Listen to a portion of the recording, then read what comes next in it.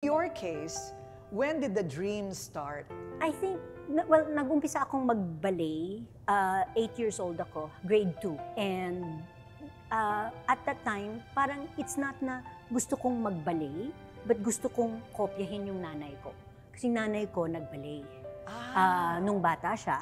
Oh. So, yung nanay ko, 6 years nag-ballet. I think from when she was 6 until she was 12 years old. Tapos, kailangan siyang tumigil.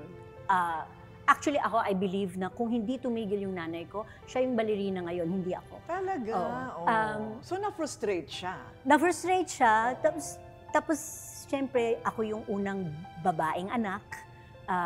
And pinakita niya yung mga pictures niya na nagbabalay siya, nag-point shoes pa siya and everything. So, nung nakita ko yung mga pictures ng nanay ko na nagbabalay, sabi ko, ay, gusto ko ding magbalay. When she was 8 or 9 years old, I just enrolled her, and then I just told her, you have to take ballet. And she didn't like it. But as I said, being a very obedient child, andun siya. I never dreamt of being a professional ballet dancer. I just wanted it parang hobby. It's beyond what my expectation, what happened to her. And then, nung nagbabalay na ako throughout grade school, di ba, may cheating contests tayo. Yes. So, lagi akong dancer. Oo. O kaya yung pag merong program sa elementary school, lagi akong dancer. Correct. Siya yung tinatapon-tapon ng mga cheer dancers, di ba? Mga cheer dancers. Siya yung tinatapon-tapon, split-split, sa talahiban, ganon. Tapos, syempre, meron tayong yung mga school recitals, no? Nasa entablado ako.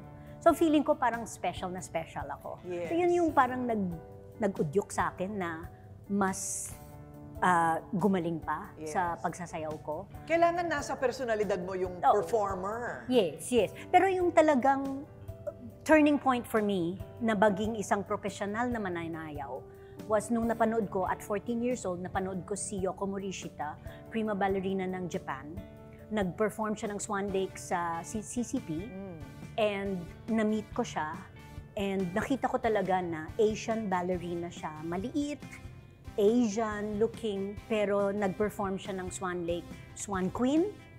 So, siya yung one of the first na nakita ko na at that point, naisip ko, kaya ng mga Pilipino, kaya ng mga Asians pumasok sa isang napaka-Western na art form na classical ballet. Right. Kasi at that time, classical ballet lang talaga yung gusto ko, hindi yung modern dance, hindi yung contemporary, talagang classical ballet. I wanted to do Swan Lake, Don Quixote, Giselle, Sleeping Beauty, Nutcracker. Those were the roles that I wanted to do. Wow. And at that time, puro mga banyagang matatangkad na mga puti. Mahahaba, matangkad, puti. Siyempre kasi nga, ang Giselle she's a French maiden. Ang Swan Queen, siyempre dapat matangkad ka, no? Queenly. Ayun. So, basta meron tayong parang typecast at that time para isang classical ballerina. And Yoko Morishita and Mania Barredo, our first Filipino prima ballerina. Talagang they made it known na kaya ng mga Asians ang magballet. So ito na yung turning point, like when you were 14. But otherwise, noong mga 8 years old ka, meron ka namang normal na kabataan, hindi naman like 24/7, umiikot-ikot ka dyan at nagpipiruet ka. Very normal. Very, very normal.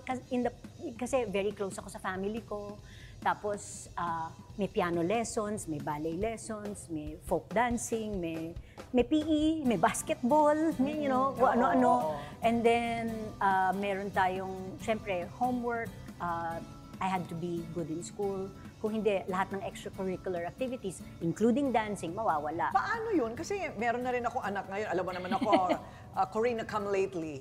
So, meron akong 5-year-old. So, paano ba humubog ng batang ganon? Tulad mo na meron talagang specialization in some skill. At the same time, academically, nag-aaral ka rin. Isa siya sa pinakamatalino sa class namin. Di ba, weren't you always like salutatorian or something? Gold medalist. Gold medalist, ganyan. So, nakaka-medalist po ako, hindi po ako umabot ng gold. Silver lang ako. Ano ang training? I think disiplina, syempre. At saka yung family ko talaga was very supportive from the very start.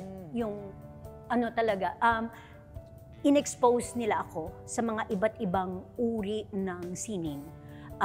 Dinala nila ako sa mga museums, dinala nila ako sa teatro, kung saan-saan. Tapos di ba yung kapatid kong si Jolly, sa Dulaang Sibol siya. Yes. So nanonood kami ng Dulaang Sibol. Lahat yan, parang bahagi yun ng growing up in the arts already. Pero yung exposure na yon, I think yun yung talagang nagbigay sa akin ng hilig sa performance. Oo. And nag-centralize lang talaga sa ballet kasi yun yung nag-training talaga ako since I was 8 years old. Oo nga. Oo. So, pero wow, yung hirap, no? Siyempre, ang gandang panoorin habang pinapanood mo. Parang gusto ko rin gawin yon. Pero parang ang hirap nung ginagawa mo. Hindi ba? Di ba? Mahirap naman talaga mag-ballet. In fact, nagtuturo ako ngayon, sinasabi ko talaga, alam ko mahirap, pero dapat ganito ang gagawin nyo. Okay, nung bata ka, paano mo tiniis yung ganong masakit sa paa yung toe shoes, ha? Tapos yung mga pagbanat-banat ng buto mo, paano mo tiniis yun? Basta't desidido ka lang. Oo, parang hindi ko na nakita yung hirap kasi nakikita ko yung resulta. At saka talagang hilig ko and napamahal na talaga ako dun sa yung feeling ng mag-ballet. Parang kung hindi ako mag-ballet sa araw na yon, hindi kumpleto yung araw ko. Totoo. Ano ka, target-oriented ka rin. Di ba? Talagang may tapaoho na ito lang ang pupuntahan ko. Horse with blinders, ang Yes. tawag sa akin ng nanay ko. Totoo ba? Oo. So nasa personality din. Oo, at Oo. saka lalo na nung pumunta na ako sa Russia, I mean, talagang no choice. So all this time while you were young, so would you fall on your face? Marami ka ng beses nadapa? Kahit namang matanda na ako, I would still fall on my face. Totoo ba? Yeah, first Giselle ko, I fell 3 times. Wow! Pagka nalalaglag kang gano'n, ano parang beauty queen, tayo ka na lang ulit? Tayo na lang. Kaway-kaway. Tapos parang walang nangyari. Siyempre, yung bagsak na hindi ka nasaktan, no? Oo. Pag nasaktan ka, then crawl off stage. Pero hindi pa yun nangyari sa akin. Hindi Once pa. lang yun nangyari sa akin. Once. Okay. Once natapilok ako, na-sprain ako during the dance, so hindi na ako nakabalik sa entablado. Tinuloy pa rin nila. Tinuloy pa rin nila yung show. So pagka may show na ganyan, halimbawa ikaw yung lead, right? So there's only one lead usually. Meron kang somebody waiting in the wings in case may mangyari sa'yo para ituloy yung show? Merong understudy, pero hindi sila naghihintay sa wings na naka-costume. Hindi yun nangyayari sa ballet.